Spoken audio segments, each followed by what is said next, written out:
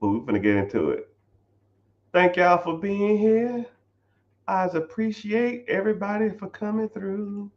I have to go live on multiple platforms, so let me go and get this thing loaded. Yes, sir, baby, I'm a boss. But welcome, welcome, welcome. Uh, yeah. I don't know where you're watching from. Thank you for being here. If you're on TikTok, click the link in the bio and click my YouTube channel and watch from there because YouTube pays me and what you call it don't. Nobody else pays me, right? And then the money I get from YouTube is buying me a couple donuts, right? It's minimal at best, but you don't have to follow anything. Just watch from there because it gives me watch time and it gives me a couple $100 a month, which puts gas in the cars, which helps. But thank y'all for being here. Somebody said I keep a I put that I wasn't interested in your form 4 times, 5 times in a row. No offense to you though, Richard. And I look at it like I'm not offended. I think life gives you layups a lot. Alanis Morissette talks about a lot. It's like good advice that you just didn't take. It's like rain on your wedding day, that type of thing. Some things happen for a reason. I think a lot of y'all are here for a reason. Something in your life is off, something in your life is not where you need it to be, and something in your life needs to be corrected. And sometimes you need an objective person to tell you, yo, man, you're messing up. Because one thing about me when it comes to money and finances, I'm extremely unbiased in it. I look at it from a numbers perspective. It's pretty much the only thing in society that's fair, in my personal opinion. I'm not, I don't push people certain ways. I don't tell people to do things this way or that way. It's just numbers. It's just numbers. And some people say, well, what's the best investment to get into? Okay, well, let's look at the numbers. Is apartment complexes outperforming stocks? Is stocks outperforming ETFs? Are money markets outperforming business owner, being an absentee owner? Is 401k outperforming TSP, outperforming Roth IRAs? What's the last 6 months have been doing? What's the last 6 years been doing? What is the projected 6 months are doing? And once you start looking at them from a numbers perspective and just surely percentage, 15 is greater than 9. 25 is greater than 17. If something says it's going to do over 10 years, 18%, and another one says over 10 years it's going to do 9%, well, put your money statistically where it's going to make you more money. There's no bias to it. And a lot of people make money about bias. A lot of people say, oh man, it did good for me in the past, or man, this is the next hit. I don't care about the next hit. I don't care about that. I look at things from an unbiased perspective. Is this statistically going to make me money? If it does, put it there. Wait 6 months. If it ain't doing what it's supposed to do, then pivot. No bias, no opinions. Don't care. It's just numbers, man. Man, I got a cousin that said they did this, and I don't give a shit about your cousin. The numbers say that this ain't the play. So it is what it is. But somebody said that they keep I keep popping up on their feed. And they said they don't want to see my content and they keep blocking me. Sure. Hey, God is a great and mysterious person, right? I'm not trying to make this about religion, but maybe you need to be told or showed something in your personal finances. And one thing about that too is I think a good outside perspective on anything in your life will always be good. So sometimes people give you the best advice who don't know you because they have no skin in the game. Like your parents can be biased, your friends, your spouse, your kids, your best friend, your co-workers, their opinions are biased. But somebody like me, when people ask me about money, I don't I don't care who you are. I'm just looking at the numbers, man. Right? And I'll see people, I swear to you, I will get people and I'll say, when's the last time you reviewed your stock portfolio? When's the last time you reviewed your IRA, your 401k, your index funds? When's the last time you reviewed it? I don't know. Okay, cool. Let's look at it. This shit says right here, over the last 9 years, you've been doing 1.8% interest. You think that's good? No, that don't sound good. You can right, it ain't good. So what you gonna do? Same thing. Or when's the last time you reviewed your your check statement or your debit cards to see if you had any unnecessary fees or reoccurring fees? Go to your, here we go. Let's get some homework going. Go to your bank account. Okay. Go to your bank account. Go to all your transactions. Type in the keyword reoccurring and hit enter over the last 6 months. When the last time you did that? I do it every month. And you know what I check for? Reoccurring bills that I did not authorize. What the? $12 Shopify? $15 Temu? Who has a reoccurring bill on Apple Music? We don't even have an Apple in the house. Click, click, delete. And you wouldn't think that $10, $12, $5 would add up, but it do. It for damn sure does. You know? So that's one of y'all homeworks for today. Just review your checking account statement, search the word reoccurring, and see how many come up. And if it's not a bill, get rid of it. If it's not a bill, get rid of it. If you don't need it. So Netflix, Hulu, Amazon Prime, we're done with that. I just broke down why the American economy is going to hit a recession. You can't afford to be $12 a month on Hulu to watch one weak ass show. It ain't worth it. It ain't even worth it. You know what you need to do? I broke this down before. I'm gonna break it down to y'all again. This is a way that you can truly save money when it comes to your finances, right? And it's entertainment, right? Just out of curiosity, how much money do y'all spend every month for cable and or Netflix? So just put them in the chat. Cable, $60. YouTube TV, $70. Netflix, $10-15.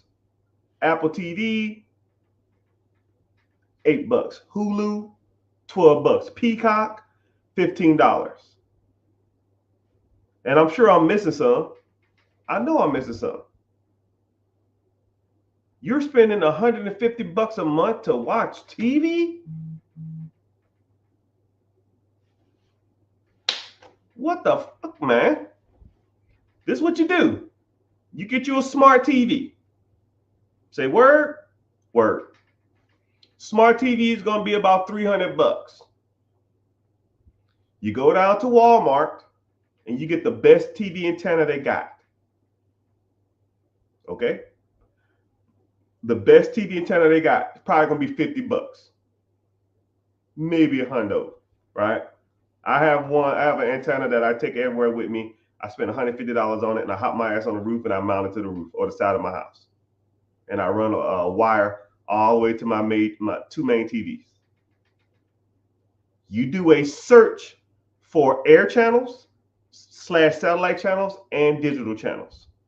It will give you 60 to 70 local channels. Then your smart TV, which should be a Samsung, they have what's called Samsung TV or Samsung Air or Samsung some shit like that. That Samsung Air or Samsung Cable, whatever it is,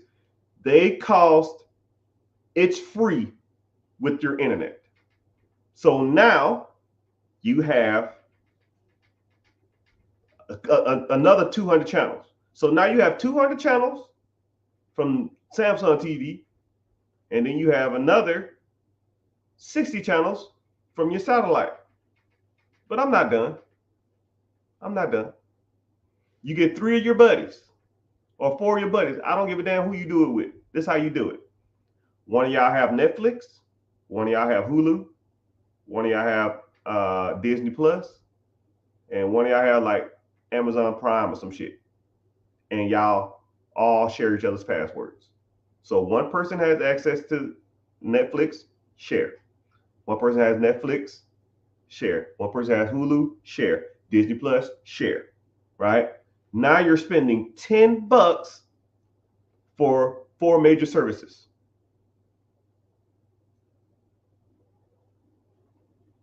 But Mr. Richard, I want to watch football. I didn't say I was finished yet. Now you go out there and you get you a jailbroken Fire Stick. Go on Facebook Marketplace, type in jailbroke Fire Stick. They're like $80. And or you can get what's called a hot box. I think they're called hot boxes. Hot box gives you every pay-per-view, movie, TV, sporting event, Amazon Fire Sticks, every pay-per-view, every movie, every sporting event, every pay-per-view event there is. The Amazon Stick's gonna run you about 80 to 100, or you can get you what's called a smart box or a fire box or a hot box. I don't even know what they're called, but they're like $200. You plug that onto your main TV. Now you got all the sports. You got the Olympics. You got the fight, Jake Paul weak ass fighting or whatever hell it is. You got all that stuff.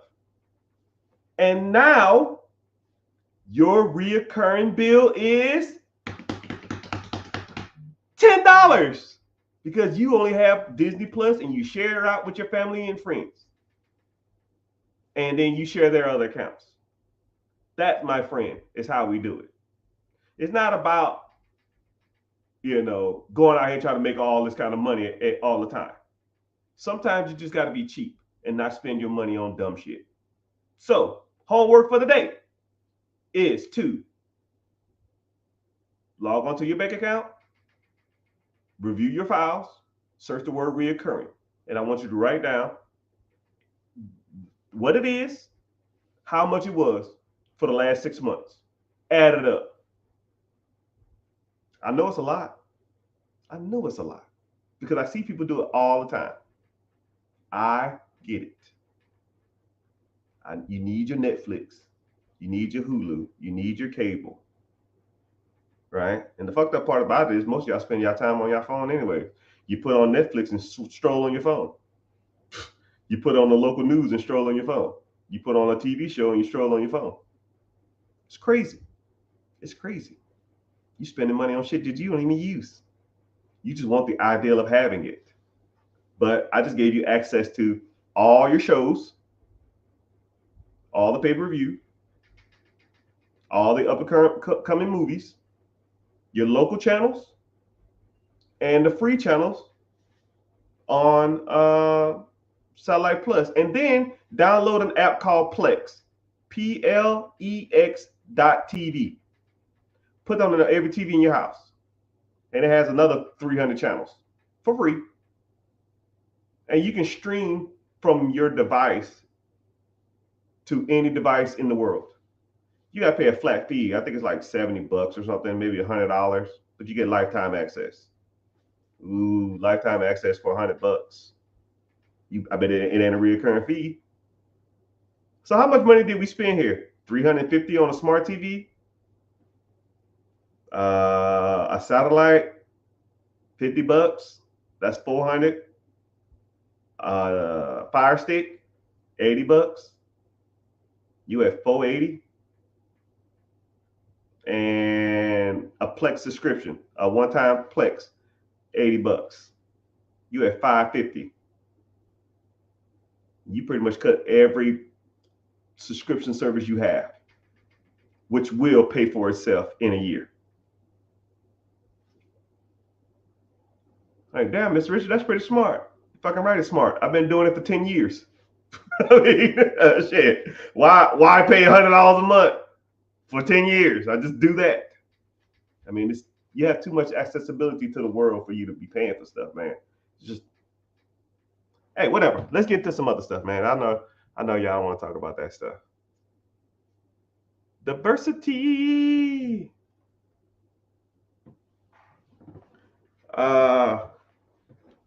Let's get into it. So, individuals saying that, I'm gonna put in the comment, man, I'm sorry I'm behind on my comments. Yeah. Somebody said I don't spend nothing on any of that. I have a broken Fire Stick, and someone stole my Netflix password, but I just use my Fire Stick. Wow, didn't I just say that? The Fire Stick is comically the best thing since sliced bread. You can jailbreak Roku's too, but I ain't done it. I just know that the Fire Stick works. Anyways, we're talking about different investment. We're talking about apartments versus other avenues to invest in. Apartments have outperformed the stock market for centuries.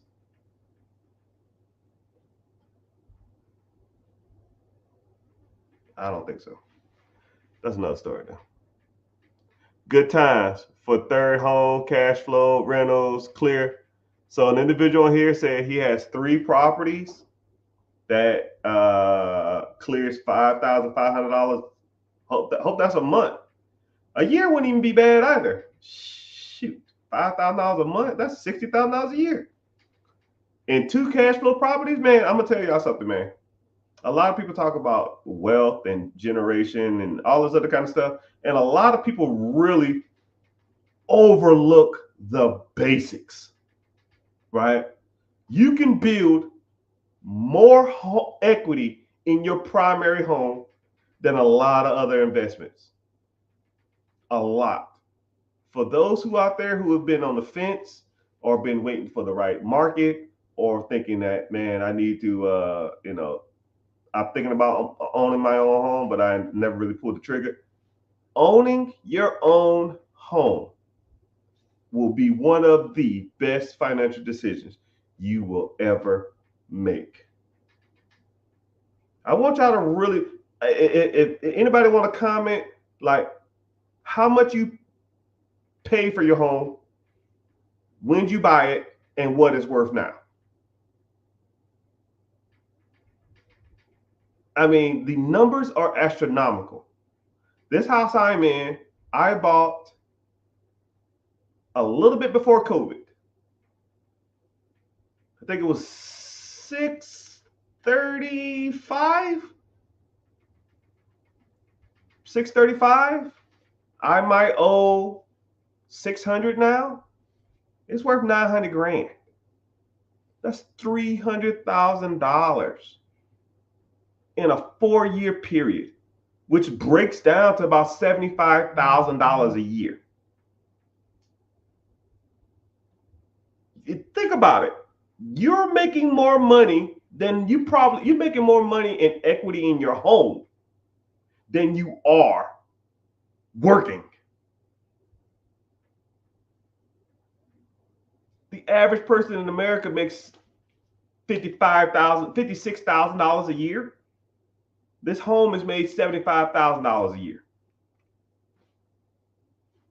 What's a better investment, your job or this house? And all I'm doing is living in it and paying the bills.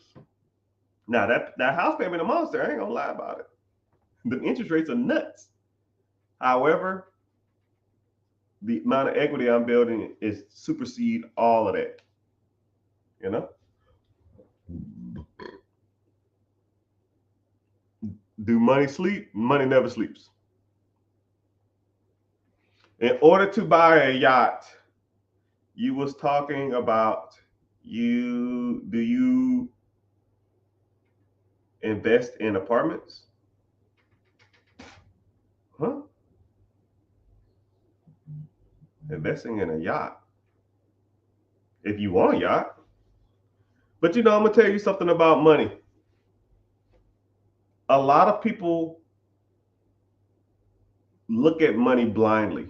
You have to have a game plan, people. Right? You have to have a game plan. What is your plan? Right? And if your plan isn't working out, step back, repivot, hit it a different way. All right? The guy out here talking about using apartments to buy a yacht. Cool. You can use stocks to buy a yacht. You can use a business to buy yachts. You can use REITs to buy a yacht. Now, is the yacht the goal? If yachts aren't the goal, then I don't give a shit about the yacht. If a bigger house is the goal, then cool. Let's focus on a bigger house. How much is your house payment that you want? You want a $3 million house? For every $1 million you finance is about $7,000 to $8,000. 3 million, 8 times 3, that's 21,000. You need a debt to income ratio less than 45%. 45% of 21,000 is 45,000 a month. 45,000 a month over a year is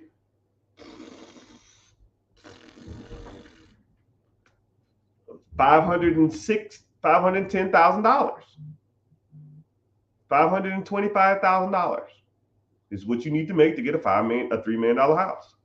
Okay. Now, what's going to pay you $525,000 a year? You see what I just did? It's just numbers. It's just numbers, man. There's no bias to this. If I want a $3 million house, I need to make $525,000 a year to get a $3 million house. If I want a $10 million boat, then I need to make the money that it takes for that payment. Once you understand what you're going for, just reverse engineer it. Work backwards, right? I tell people all the time to do this. Write everything you want in life on a piece of paper. And then figure how much it costs. Then figure out the monthly payment. Add all those monthly payments up, and that's how much you need to make. It's a crazy concept. It's kind of crazy. It's kind of crazy to think that you writing everything down, you coming up with how much it makes, how much it costs, and you figuring out how much you need to make to do it. It's a crazy concept to think of it, but it's doable.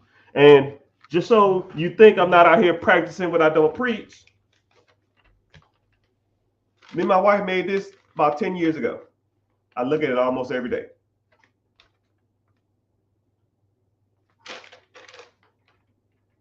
We want a house in Florida on the lake. Wow, it's almost like the shit came true. House in Costa Rica, Bahamas, and we ain't got that shit. A house on the Gulf of Mexico, whatever. 2 dogs. Take a vacation to Bora Bora every year. That should be taxing. Kids' education, a maid and a chef, enough income to support our lifestyle. My kids want all this other kind of crap. Yeah. It's kind of funny what your ideas and your dreams were. But once you sit down and think, okay, well, a house in Florida is $100,000, $1 million. Well, what's $1 million payment? That's $8,000. What's a house in Costa Rica cost? $1 million. That's another $8,000. A house off the Gulf of Mexico, say $500,000. That's $4,000 payment. That's $20,000 a month. To finance that, you need to make about 45% of that. It's $45,000 a month. Easy money, man. Easy money. The bad part about it, I hide this from my wife. I want to see it because she gonna hold me to this. Even though I make that now, probably more than that. Actually, I do make more than that. That's a whole nother story. There's so many fake accounts out there. All right, I'm gonna get the disclaimer out there. Let's get the disclaimer out there. I apologize, people, for those who have been exposed to my dummy accounts. I try not to talk about it a lot, but there are a lot of fakers out there who will send you messages and saying that they're me. The crazy part about it is I've gotten messages from accounts saying they're me, asking me for money, which doesn't even make any sense. I'll say, hey man, did you check the account? Did you check who you looking at? And then they won't reply back. And then I'll just block them. I'm like, how are you going to ask me for money saying you're me? Right? But I will never DM you and say, yo, give me some money and that kind of stuff like that. I only host webinars and they're free to go to. And if you want anything from me, just ask me there. It's the easiest way to do it because I don't want you to think that I'm trying to like DM you or scam you and stuff like that. And if you ever gotten scammed by an account that's mine, shoot me a DM. And I can't just give you random money because anybody will say, yo, man, I get you $500 and I don't want to do that. Even though I genuinely want to give people their money back if they got ripped off by a fake me, but I don't know how to verify it. And then people just call me and say, yo, man, your fake account gave me $80. Now I got to send you $80 and you just saying it. All right, somebody commented, trying to get over the fear of being successful. Think about it like this, man. You've done nothing so far, and where's that gotten you? You've done what society has told you for the last 10, 15, 20, 30 years. I don't know how old you are, but you've done what society told you your whole life. And where's that gotten you? So let's think about it. Let's put it in perspective. Teachers tell you, your mom tells you, yo, get up when you need to go to bed early. You need to get up and go to school. Teacher says, you want to be successful, get good grades. Your parents tell you, you'll be successful, get good grades. Your teachers tell you, yo, man, you want to be successful, go to college. So what do? You go to college, right? Don't know why you go to college. Don't know what career field you're going to go into. 62% of all college students are on an undecided major. 62%. Motherfuckers just there just to go. They don't know why, right? So you go to college, you're 2 years in, and you finally make up your mind doing like general studies or biology or psychology or some shit that you're not going to do anything with. So then you get out. Now you got $100,000 worth of debt.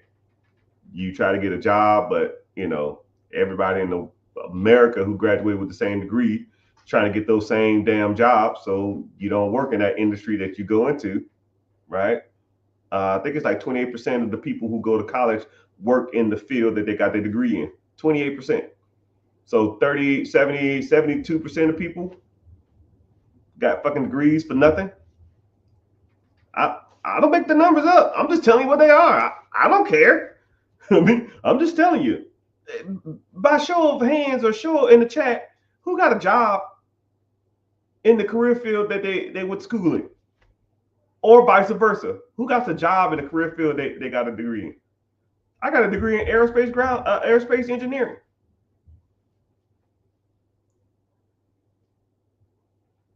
I own multiple companies, man. What the hell is that doing? Right? Went to school for engineering. Went for management. Well, I went for business, but I guess technically, but the most people don't even get a job in that career field. So now what do? You go out there and get a bullcrap job just to make ends meet to pay for this damn student loans you got, right? And it ain't enough, right? So the idea of people deem success is what? Now you need to go out, get a girlfriend, get a wife, or a spouse, and you go do that. And they did the same dumb thing you did. They went to college, working a bullcrap job, but y'all fall in love, y'all get married, right? When y'all gonna get married? When y'all get married? Cool. Now y'all need to get a house, right? Y'all gonna stay in this apartment forever, or y'all need to start having babies, right? Society's telling you this.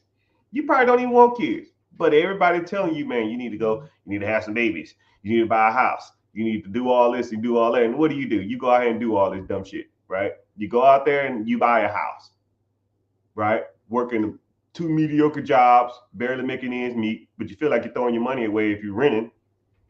So, but you feel like you can make it if y'all got 2 incomes. So 2 tiers, 1 bucket, let's go for it. So now y'all both go out and get a job. I mean, y'all both go out there and get a house. Entry level home, $350,000 while. For every $1,000, for every $100,000 finance is $800. So 3.5 times 800, your payment is $2,250, maybe $2,400. But y'all got 2 mediocre jobs, y'all can make it work. And then what happens? When them grandbabies coming along, I need them grandbabies. I need them grandbabies. But y'all have 2 mediocre jobs. Y'all got a house, and then what do y'all do? Man, I can't be driving this crap box I had in college. I need to get me a nice car because I'm working hard, right? I went to college. I want to reap some rewards. So you go out and get your wife a decent car, right? Maybe a $400-500 payment. You go out there and get you a decent little truck, $400-500 payment. So now you got, $1,000 worth of car payments and a $2,500 house payment. You $3,500 in the hole. That's damn near 40 grand a year. Just because somebody told you, yo man, you need a new car. The car you had was fine, but you listened to society. The apartment you had was fine, but you listened to society. You could have went out and got that same job, probably without that college education, but you listened to society, and society has told you wrong for years. So then what? I need some grandbabies. Society. When y'all been married, y'all have a family. When them babies gonna come? Society. So what you do? You knock her up, or you get preggo, and what happens? Mommy can't work pregnant, so she quits her job. So now your income is cut in half from these 2 mediocre jobs, right? But you've been working your ass off, so now you got an executive, like some damn shift leader or account manager position. Now you might make a little more money at this job that you didn't get a degree to do. So you got to put in overtime because mommy car need to be paid, and mommy need diapers, and mommy need to go shopping, and you got to pay for this house payment, and now you got to pay for these 2 car payments because mommy ain't working now, and she gonna be out the game for at least 3 years to that damn toddler, because you can't afford to have her go back to work because now you got damn daycare, and that's just $1,200 a fucking month, right? So she ain't gonna work until at least the baby 5. That's pre-K. And then you working all hard, working extra hours. Thanks, Jazz. Thanks for the gifts. Then you going through all this other kind of crap. You're working hard and you do nothing with your life. Right? You want to have some fun. You want a motorcycle or a jet ski, hell, or even a vacation. But you can't afford a vacation because all your money going to diapers and car payments. You might have a little 401k saved up, but you can't even touch it. So what do? You want to go to Disney, you put it on a damn credit card. You want to go to a movie every once in a while and enjoy life, you put it on the credit card. You want to go out and take a mini vacay, take your spouse out and get a babysitter and go out and have a normal conversation. Remember the good things in life that y'all enjoyed and shared together before y'all had these damn kids. But you can't afford it, so you put it on the credit card. Right? Or heaven forbid you get a flat tire and now $300 that you wasn't expecting to come out, got to put on the credit card. You'll make the minimum payments because, $40 a month, $50 a month, $100 a month, that ain't shit. But that's going to take you 5 years to pay that shit off. Let's go to Disney, put it on the credit card. Heaven forbid one of the kids jump off the damn refrigerator or something like that, hurt their arm. Now the medical bill is another $200. But you got to put that on the credit card too. So, where does society get you? 2.1 kids, which is the average. The average median income is $54,000. The spouse at home ain't working because they got to take care of the damn kids. The average car payment in America is $743 a month. You got two of them bitches. The average house is $400,000. Your house payment is $2,500. $2,500 plus $1,200 for the house payment. For the cars. Credit card, the average house has $8,000 worth of credit cards. $8,000 worth of credit cards, an extra $100 a month. And then the average vacation costs $3,000 a year. Heaven forbid you go on one of them. Right? I'm just doing the averages. I'm not making these numbers up. You can Google all this stuff. Right? You can look it all up. Right? I study money. I study the workings of people, the psychology behind their spending. That's just what I do. Nerd stuff. The average person has 2.3 kids. The average person has $8,000 worth of student loans. And I'm not even talking about the student loan payments. The average student loan is $63,000. It's two of y'all. That's $120. $120 of student loans, $700 car payments, $7,000 worth of loans, $400,000 house, all because and your wife don't work, you making $56,000 a year. I think it's 56 or 54. Someone want to fact check me? I'll round it up, say 56. $56,000 a year. Pre-tax. That's before you contribute to your 401k. That's before and then all this other kind of crap and taxes. It ain't enough to go around, people. You've been listening to society for years, and society fucking sucks. They don't have no fucking clue, right? You can ask the teacher what do you do to be successful, and a teacher will tell you to go to college. You ask your parents what you need to do to be successful, and what they're going to tell you to do, go to college. But they're not successful. Majority of people in here will not trade their financial life for their parents. Not a lot of people on here will trade their financial life with their teachers. So why are we listening to these people when it comes to our money? If I wanted to learn how to swim real fast, and there's two options. My teacher or Michael Phelps. Where do I go?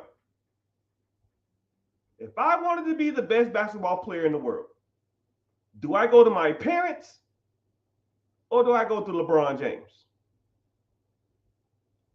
If I wanted to be the best superhero in the world, do I go to my grandparents, or do I go to Superman? Learn what you want to do and be in your life from those who are doing the thing you want to do. If I want to be successful, I don't listen to unsuccessful people, right? Everybody here has a, for lack of a better term, a crackhead uncle or a drunk uncle, right? We all have one. An uncle that always drinks or always on drugs, and he's always trying to tell you what to do. He's funny to be around during the holidays, but he can't tell me sugar from shit. I don't listen to nothing he says. Okay? And you probably do the same thing. You crazy. You funny as hell. Don't listen to nothing he says. Why? Why don't we listen to Unc? Because Unc's life is a reflection of his choices that he's made. So whatever he has to say doesn't give me validation that it's going to be true.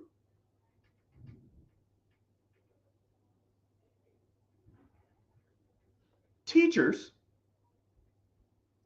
lifestyle is a reflection of their decisions, right? Go to a high school, go to elementary school, go to a middle school. Drive through the parking lot. You see Lambos, you see Mercedes, you see Bentley coupes. Nope.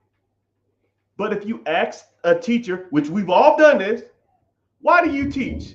Is it for the money? No, hell no, it's not for the money. I enjoy doing this. So we're listening to people who enjoy their job, not for financial reasons, because they have a passion for teaching about what to do with our careers and our lives. We had guidance counselors in high school who advised us on what to do with our lives. Why the fuck am I listening to them? Why am I listening to you? Right? My mom is a stay-home mom, and my dad drives trucks. I love them to death, but they can't tell me nothing. I mean, let's be real. I mean, when it comes to money, can't tell me nothing. If you want to be successful, you have to associate with those who are successful. You have to associate with those people who have a lifestyle that you can either see yourself with or can visualize yourself being around at some point in time. You know,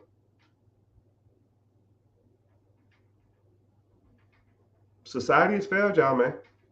And I'm just keeping it real. People hate it, right? And I'm not trying to be the bad guy. I'm just trying to open y'all mind because a lot of this money stuff is mentality and understanding and comprehension.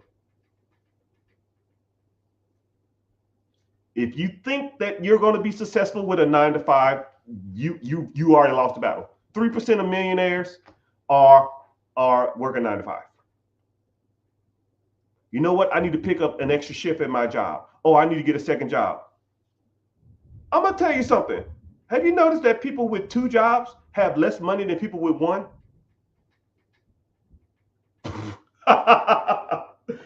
Damn, Mr. Richard, they don't want to hear that shit. People with 2 jobs have less money than people with 1 job. Why? They're making more money.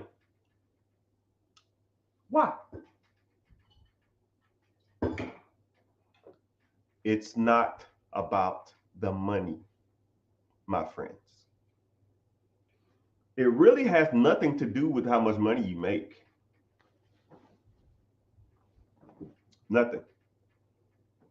I was active duty in the military. for 21 years. I was a millionaire at year 7.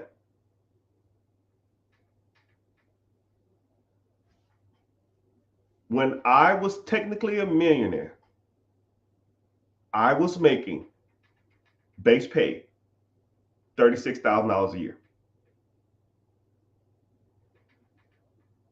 $36,000 of government employment as an E4.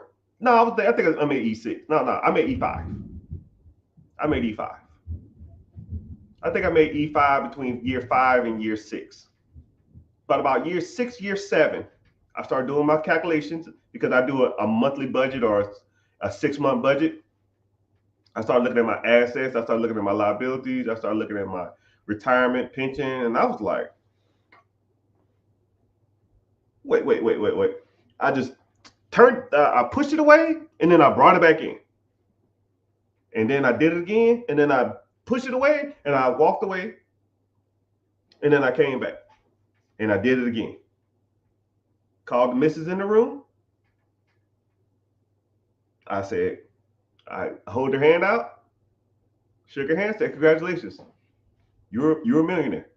She was like, what? I said, it don't feel like I'm a millionaire. I was like, I don't know what a millionaire feels like.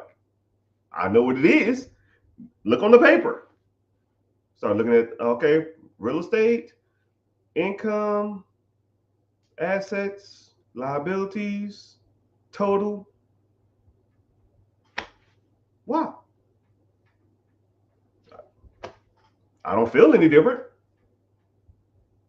I'm gonna just keep doing the same shit I did to get to that point. Right? Just like y'all gonna continue to do the same thing y'all are doing every day. Right? If the world, all the money in the world got split up, they said in about 5.5 years, all the money would be dispersed right back where it was. If all the money in the world was put in one big pot and split up evenly amongst every human being on the planet, it would be somewhere in the range of $146,000. I read this in a book called Time is Money. Actually, Time is Money Part 2. Time is Money. He talked about how if you took all the money on the planet and split it up, how much time would it take for all the money to be right back to where it was? 5.5 years. You was middle class, you'd be right back middle class. You was poor, you'd be right back poor.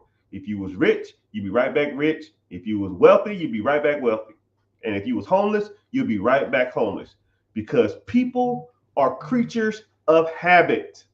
You are going to do the same dumb shit when you get money than you do without the money. Right? If you go out and you look for Mercedes and BMWs and lifted trucks when you're broke as hell, as soon as you get some money, you know what you're going to do? You're going to go out and you're going to spend your money on BMWs, Mercedes, and lifted trucks, right? If you spend your days at the casino gambling, roulette, craps, slot machines, when you get that inheritance or that get some money, you know what you're going to do? Go play slots, go play roulette. You know, you're a creature of habit. You got bad habits. You're going to do the same dumb shit you're doing now than you was doing with them before you got the money. So if I gave everybody in this room $150,000, 5 years from now, you'd be broke again because you're going to do the same dumb stuff that you're doing now. Like, I'm super cheap. I'm going to be cheap my whole life. And if I got a $150,000 check right now, I'm going to still continue to do the same cheap ass stuff I'm doing now. Because we are creatures of habits. You need some better habits. You need some better people to associate with to get you out of your bad habits. You need to learn processes that make money. You need to learn systems that make money. You need to learn how wealthy people move. What does an average millionaire do on their Friday night? I work. Here's a dashboard and some other shit I need to be logging in. Here's a account that I need to be updating. That's what we do, right? Could I be at the movies? Sure. Could I be on the boat? Sure. Could I be out spending money? Sure. Could I be out at the casino? Sure. But I don't do that shit. And if I lost all my money tomorrow, I'm gonna do the same thing I got do today, and I'm gonna be right back on top. A year max. It is what it is. It is what it is.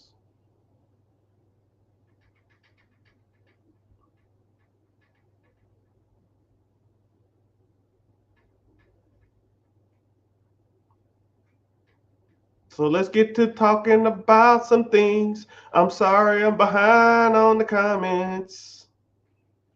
Someone says barbecue or grilled. I try to eat healthy. So I probably would not do the barbecue thing. I love barbecue, right? Come on, dog. Come on. Barbecue is my thing. But I prefer to eat healthy. Not because it tastes better, because I want to live long. I mean, you gotta, a lot of things that you do in life is about discipline, right? That's why you don't see a lot of overweight rich people. It is not the fact that they can afford to eat healthy, because the same discipline that drives them to be healthy is the same disciplines to drive them to make money, and the same discipline they use to work out. When you work out, it clears your mind. It releases endorphins to push you more in life. And people who work out statistically are smarter than people who don't, because you ever heard the expression, you are what you eat? If you're engulfing trashy foods, those trashy foods release certain toxins in your body, and it makes you like foggy. It makes you sleepier. It makes you disgruntled. It's a whole science to it. But people who eat healthier don't have like crashes like that. They don't have a lot of fog, a lot of fatigue, because their body's not processing fucking Doritos. It's processing lean chicken. So it's like, ooh, I like this. It's processing cabbage and vegetables. Ooh, I like this, instead of me throwing a damn Big Mac in there, and they're like, oh man, you know.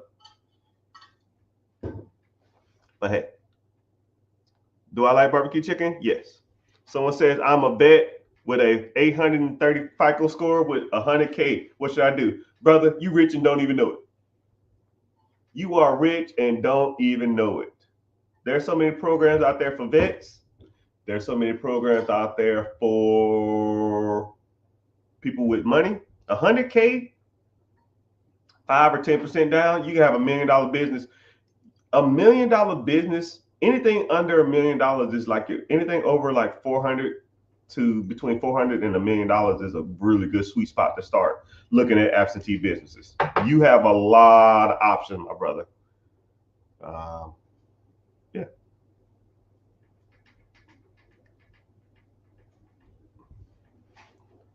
Is there a prediction time on a recession? Hey, I just pointed it out. I think I just showed you. I just talked to you about when people say we're due a recession, because the average recession comes every 61 months. So every 61 months we have a recession, and the recession only lasts 6 months. So the last recession was in 2017. So 2017, 18, 19, 20, 18, 19, 20, 21, 22, 23, 24. So that's 7 years. So the average one is 61 months. So when people say we're overdue a recession, that's why they say that. Because technically we are 2 years overdue a recession. You're really gonna have to wait to see what happens after this election. But I think inflation is too high, and the Fed is never going to lower the rate anytime soon, because we got to hedge against the next inflation bubble. Everything costs too damn much, so the working wage needs to catch up. And while we're catching up, I think it's going to trigger a recession. But we really won't know till after this election. That's just my personal guess. But well, hey, what do I know?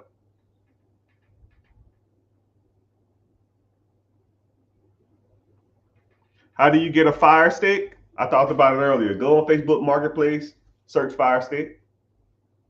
Right? You'd be surprised what you can find on Facebook. I found a guy who got me a jailbroken switch, meaning that the switch had some kind of chip in it, and I connect the chip to a website, and the website lets me download any game that's out.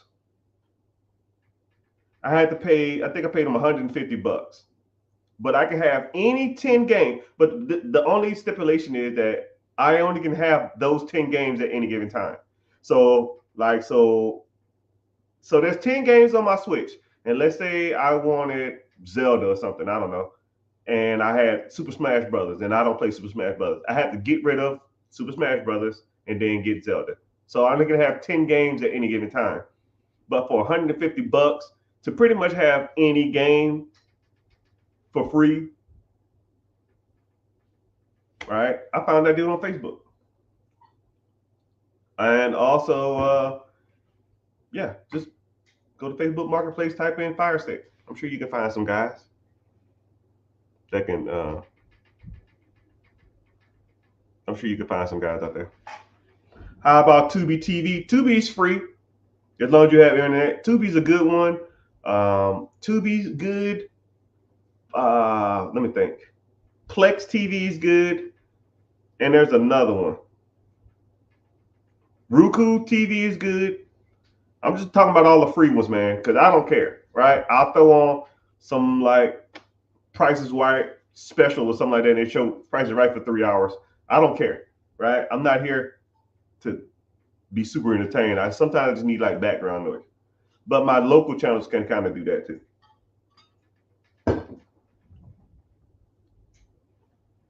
How are cleaning businesses to purchase run without cleaning myself? Well, first of all, Mr. Hammer, anytime I talk about ownership of a business, I'm always going to talk about the perspective of me not doing the work. You see these manicures? You see these pretty fingers? You think I want to be out here doing the damn work? Right? If I'm doing the work, I failed. Okay? I have failed. You need to look at businesses that have good systems, good teams, good employees, good management, long track record, and all that kind of stuff, right? Which I teach you. And I teach you for free. Click the link in the bio, join the free class. It's called Be Your Own Boss. Someone said, how are you doing today? What are you talking about today? Shit, everything, Holmes.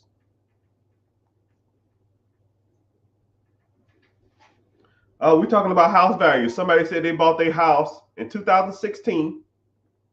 Someone said they bought their house in 2016 for $419. Now it's worth 1.2. So let's think about it. Let's do some simple math, right? No, because I lie, you lie, but numbers don't. $1.2 million minus $419,000. That's $781,000 since 2016, 17, 18, 19, 20, 21, 22, 23, 24. That's 8 years. Divided by 781,000 divided by 8, that's $97,000 worth of equity per year in their home. Meaning their house has made more money than they made probably as an employee.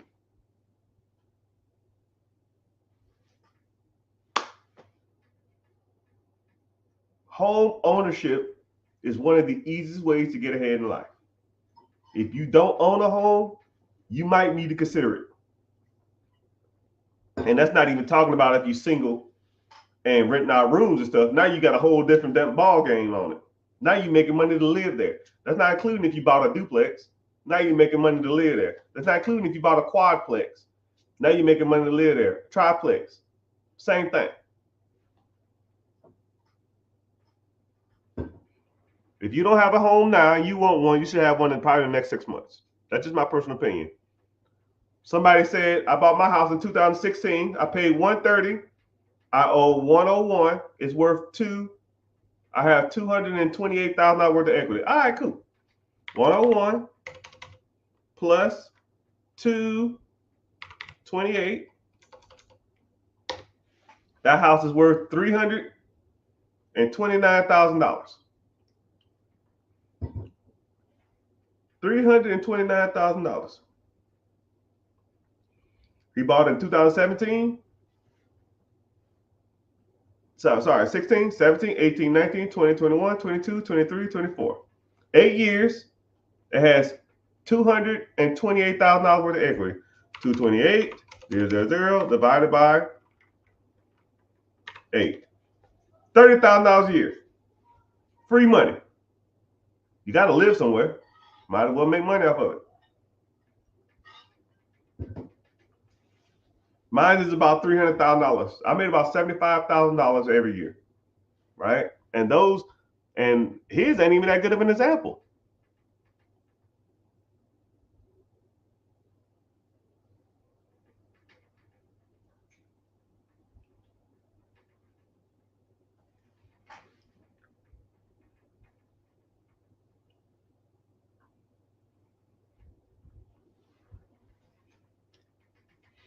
Somebody said I got a degree in Parks and Recs. I didn't know you can get a degree in Parks and Recs, and I'm a utility contract foreman.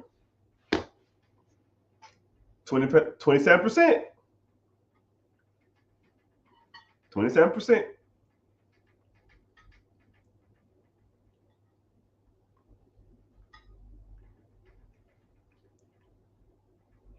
Do you think you can get a higher equity if you build a house or an apartment versus buying one?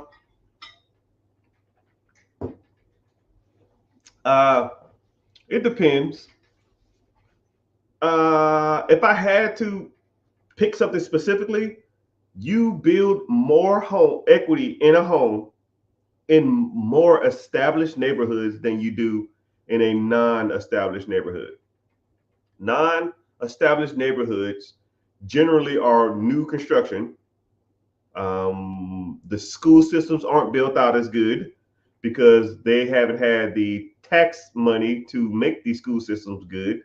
So I'm gonna kind of give you a great example of how this whole system works when it comes to equity in your home and home value. A new home versus an old home. A new home, is probably a lot of commercial buildings in that area. Commercial buildings aren't taxed as high when it comes to the local development. There's probably not a lot of schools around there. So what happens is they build a neighborhood or multiple neighborhoods.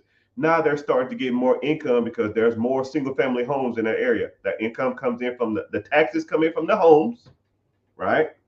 The taxes come in from the homes. So now the local officials say, yo, now we're making a decent amount of money. Now we got to allocate this money towards the schools. And now they can build better schools. They can expand the schools. They can pay the teachers more money. And now the teachers who want to be in those areas and who making more money, you get the better teachers. And that's what people want to live in those neighborhoods now, because now they have the best school ratings. But an established neighborhood has already done that. They've already built out the schools. They already pay the teachers the best. They already have the best school ratings. So those homes are already building more equity than anybody else. So people want to live in older homes. So you might get a cheaper home when you build it, but your equity builds faster in homes that are established because the schools are better. Because people who buy homes want to live in neighborhoods that have good schools. If you have good schools, then people will pay a premium to be in a good school district. So that's why it's good to live in a more established neighborhood than it is to build a home. Unless you get a super discounted home or something like that. But for equity purposes, a more established neighborhoods. Now, if you just want to do it, live in it for a couple of years and then sell it, Maybe. I mean, I can use my house as an example, right? If I bought a new construction down the street for $200,000 or $300,000, they might have a couple $100,000 worth of equity because people want to move in the neighborhoods now because the schools are booming. But this house already has established good neighborhoods or good schools. So my house just appreciates for me not even doing anything. And to me, older homes are better built. I don't know if anybody ever done any construction work on like a 1950s, 60s, 70s home. It's like damn, you need a damn gorilla to damn tear down some of these walls, man. And like some of this new construction crap, you see these videos on social media, like the walls ain't even touching, it's already cracking. You barely lean on it and put a hole in it. It's just not as built as good. They just throw shit so fast and it's not good quality. Versus some 60s, 70s, 80s, some 90s homes, they're like better built. Someone said Harris 2024. Don't get me started. Don't get me started. I'm not even into politics. I'm not even into politics, man. But if I got to bring out Megan Thee Stallion twerking on stage for you to get my vote, you lost me. Both of them clowns lost me.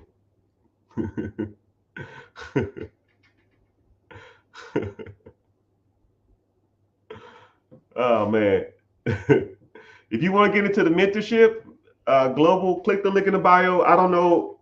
I have different programs. I offer different stuff. This depends on what you want to do. Click the link in the bio and join the free class, and we can go from there. You have so much time on your hands. Yeah, that's what rich people do. I sit around and talk about money all day, right? I can talk to y'all, or I can talk to myself, right? My job or my work doesn't take a lot of time.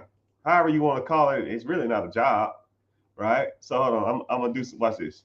And click, click, click, click, click, and I'm done. And click,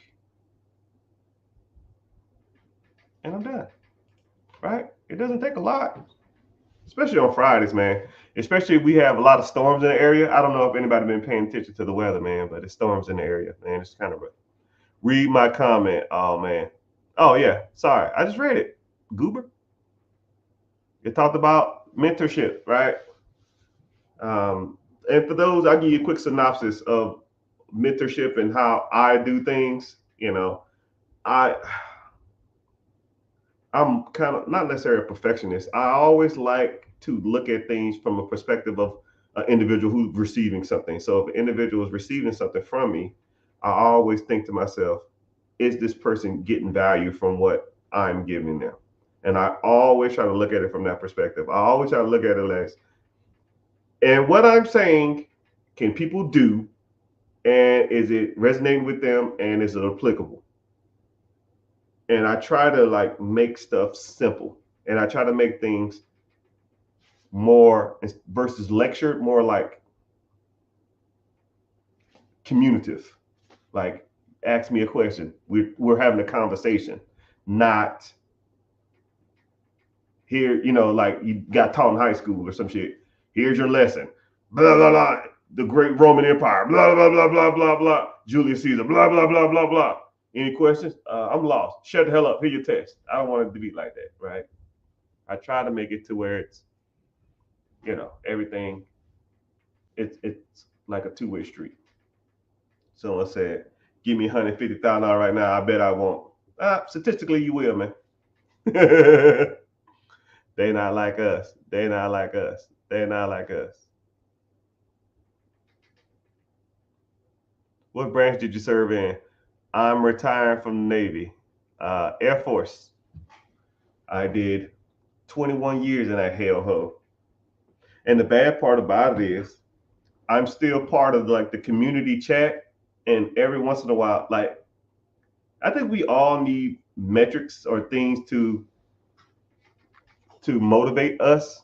Even I need motivation. And sometimes I get into my old chat, which I still have access to, and I see these dudes on here arguing and debating about shit all the time. And I'm just like, oh my goodness, man. damn, I can't believe I used to deal with this shit every day. And it's like, one thing about the military is, it's like the littlest things are made to be out the biggest things. And the big shit, they almost sweep it under the rug or don't even talk about it. You know, it's so weird.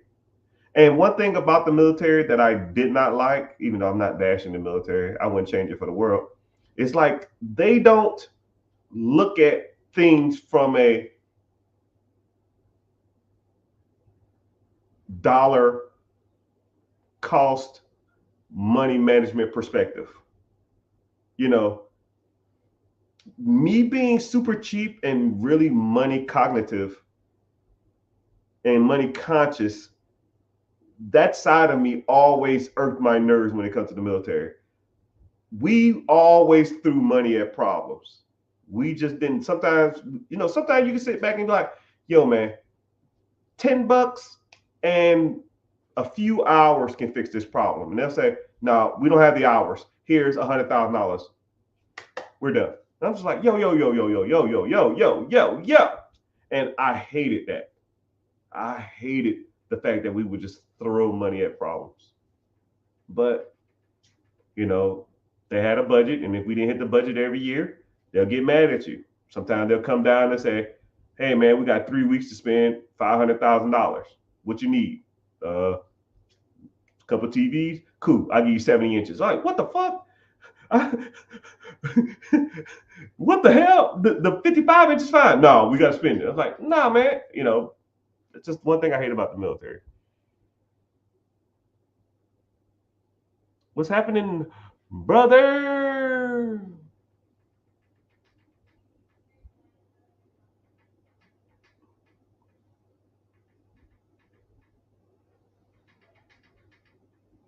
I have a deal right now, and I realized it wasn't a deal when I looked at the construction numbers. Yeah, that's why you do the due diligence. One thing that I always focus on in the mentorship, I always try to focus on teaching people how to evaluate deals, because once you kind of understand how to look at deals and you can do it in your sleep, you can just look at them really, really fast and you can dissect whether they're even worth it or not. Could I live with my parents and rent my place out on Airbnb? Yeah, you can do whatever you want. Or you don't necessarily have to do Airbnb. Airbnb is cool, but there's more methods than Airbnb.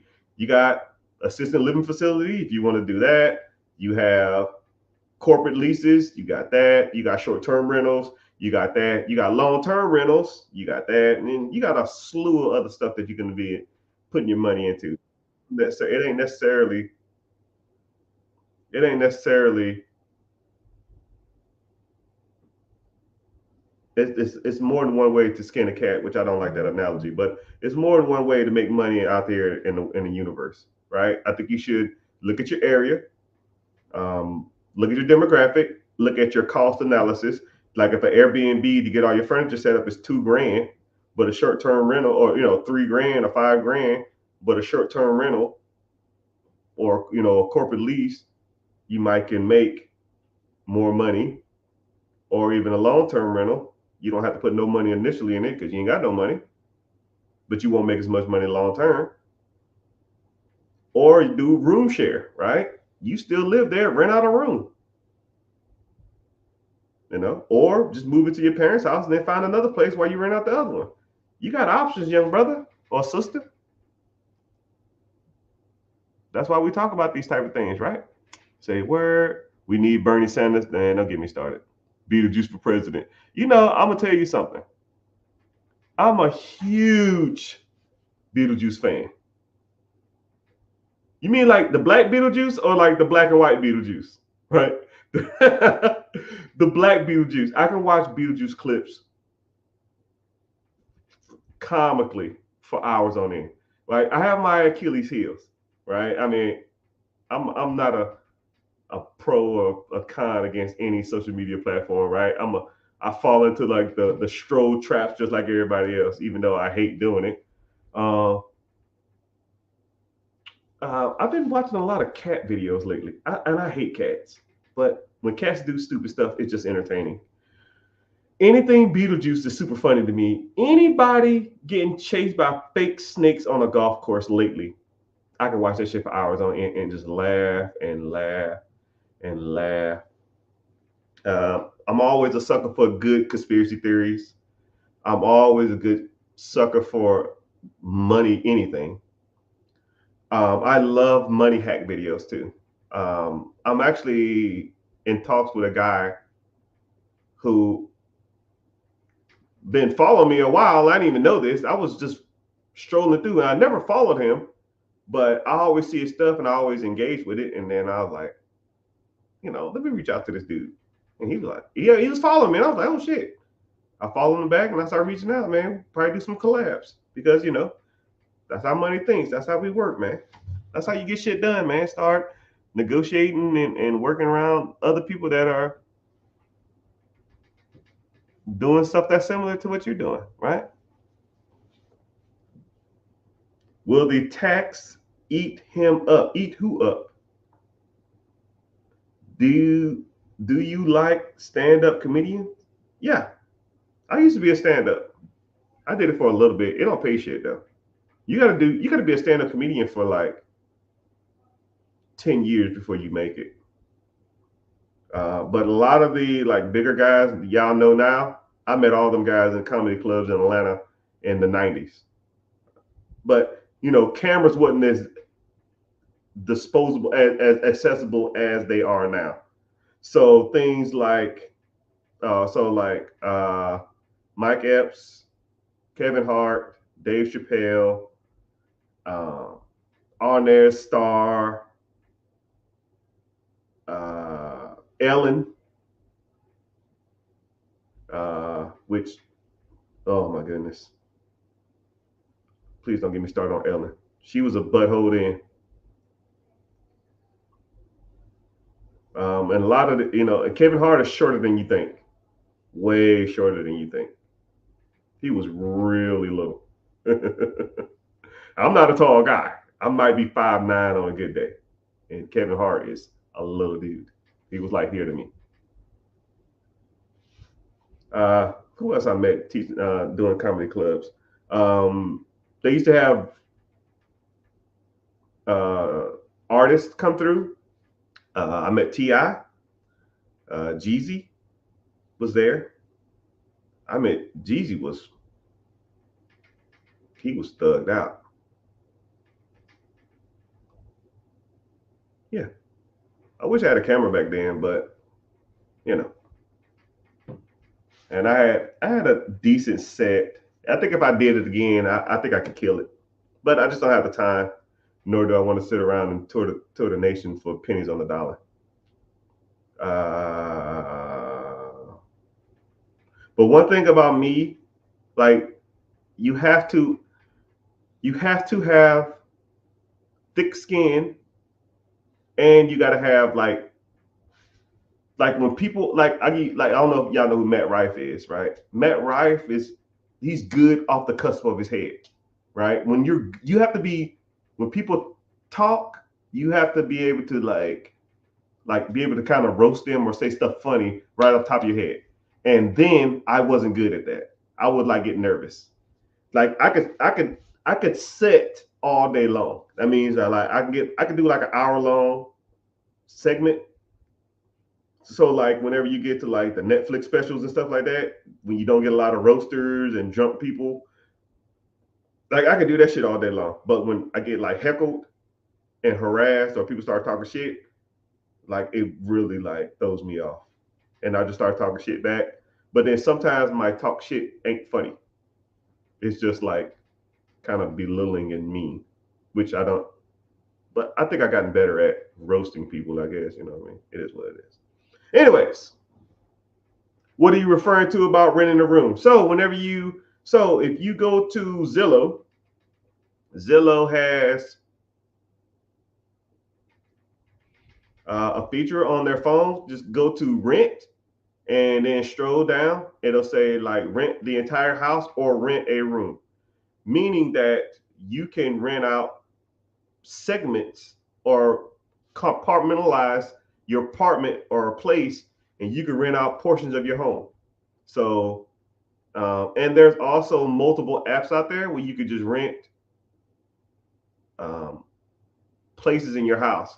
So another thing that you probably can do is, if you wanted to, you can rent out places in your house for people who want a studio, or you can do I forgot what's called. It's not garage mates. You can like say if you had a 2-car garage, but you don't even use it because you park outside, or you park on half of the garage and you have another half. People who have like really nice cars, they want to park their car in the garage, or they want to store. A guy told me he rented out his garage to a guy who had a band, and the band would come and they would need their instruments at any given time. And he gave them a little garage clicker, and they would come in, they would use the garage clicker or let them know they're on the way. And he will either open the garage and mute them out there or whatever, and then open up the garage or have the little keypad or something. You could change the keypad code, and then, go in there, they get their stuff, and then they go do their gigs. And then when they're done, they come open the garage back and put it up. They lived in an apartment. They didn't have nowhere to store their stuff. Right. And he was renting that out to them for, a couple $100, $100 or something like that. You never know what people need to store their stuff. There's so many creative ways to make money out here, people. And I don't see why in 2024 people are still broke or people still struggle, because there's some, it's a good idea. You can rent out rooms. There's people who want like a studio space, just like there's people who do podcasts and they have an apartment, but they have no place to do it. So they'll rent out your room and they'll go in there and do like their podcasts and stuff like that. And you charge them, I don't know, $600-700 a month. They just leave their stuff set up. If you want to put a lock on the door, hey, I'm coming over. I need to do an episode. All right. So I'll be here. I'm here from here to here. Come in there. They go in there, they film, they whatever you got to do, and then they bounce. They just leave the setup there. Rent out your room, rent out your garage, right? Pool renter. Let's say you have a pool. You could rent out your pool in your backyard to people who want to throw a pool party. Like say if your daughter or something like that's turning 10 and she want to go to a pool party, but nothing's available. They go to pool renter, and you rent out your pool for $100. And then you say, hey, $100 to rent it. I have a grill. You want to use my grill? It's going to be $50, and I'll fill up the propane tank. And then they're not going to use the whole fucking propane tank. Let's be real. And I have floatables. The floatables are $10 to rent. Let's say you have 10 floatables. So now you made $250 to let someone swim in your backyard and use your grill. I mean, come on, dog. For 3 hours? I don't know why everybody ain't doing this stuff, especially in Florida, where I'm at. Like, everybody loves pools. Like, every other house in my neighborhood has a pool. Just something to think about, man. If you have a car that you don't use, rent out your car. People need cars to drive Uber and Lyft. I'm in the process of looking at another car, and I got my hoopty outside. Hell, you want to go down and do some DoorDash in this little thing? Go ahead. You get good gas mileage. Don't take it on the highway, though. It's shake over 60.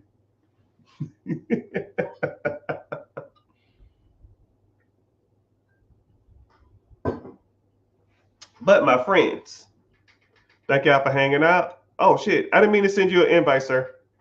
I didn't mean to do that. I don't know if you're even in here anymore, but I apologize if you are.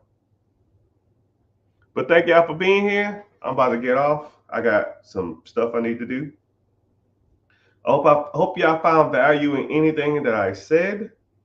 And I hope that you out there continue to learn and continue to grow and continue to push yourself financially, because scared money don't make money, and you will not get ahead in life doing the same stuff that you've done for the rest of your whole previous life, right? You ever heard the expression, the definition of insanity is doing the same thing over and over again, expecting a different result?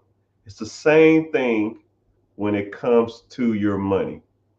If you're doing the same stuff that society told you to do, you're doing the same stuff that your parents told you to do, same stuff your teachers told you to do, your best friends, your co-workers, your teachers, your college professors, you're doing the same thing that they told you to do, and they're not successful. What do you think is going to happen with you? You think it's just going to be a magic pill? Oh man, you're smarter than the people around you. You might be smarter than the people around you, but you're going to be a product of your environment. Show me your friends, and I'll show you your future. If everybody around you smoking weed and playing video games, you're gonna be probably smoking weed and playing video games. If everybody you associating with and hanging around with are talking about real estate, owning your own business, how to minimize my taxes, how to maximize my 401k, ETFs, how to better my credit, business funding, business credit, and that type of stuff like that, what you think gonna happen, right? You know, what's crazy is too, when I get around my siblings, we're not here to talk about no kids. I don't give a shit about no quinceañera. I don't give a damn about a homecoming. We don't talk like that. We straight dollars. Hey man, I got a guy that get, hey, you trying to put a car in your business name? Go to this guy. Oh shit. That means if I can get my car out my personal name and get in my business name, that could free up my debt to income ratio, and I can qualify for more property. Well, you should be putting your properties in your name, right? This the LLC structure you probably should be having anyways, right? And it's like 2 hours. All we do is talk about money. Boop, boop, boop, boop, boop, boop, boop, boop, boop. And then after we're done, after we vent out everything we've been working on for the last 6 months or a year, then we can talk about grandkids or some shit like that. But it's not like that, right? It's kind of crazy. It's almost we have like no regular family dynamic, and I can appreciate that because I don't want to talk about that shit. I don't want to talk about graduations. I don't give a fuck about that. Let's make some money, right? That's why you need to start hanging around the right people, right? And I offer a free class that talks about this type of stuff. So click the link in the bio. Click the link in the bio. Join the free class, and if you want to hang around other people that's like-minded, because I host a class and we do it every Friday, and we sit there and talk about money for a couple hours or even more every week. You want to have these type of conversations, right? You find value in this type of stuff. You like this type of stuff. Let's get started. If not, continue to do the same thing you've been doing your whole life. And 5 years from now, you're going to say, damn, I should listen to this guy. Best time to start investing in yourself is yesterday. Second best time is today. See y'all at the top. If not, oh well. Later, dudes.